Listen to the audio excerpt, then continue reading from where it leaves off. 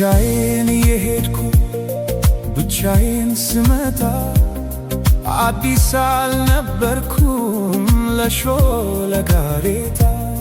ሁሉን ያየሁበት ሁሉን ያወቁበት የዕድሜ መንገድ አላውቅህም አለኝ ካንቺ ጋር ሲላመድ።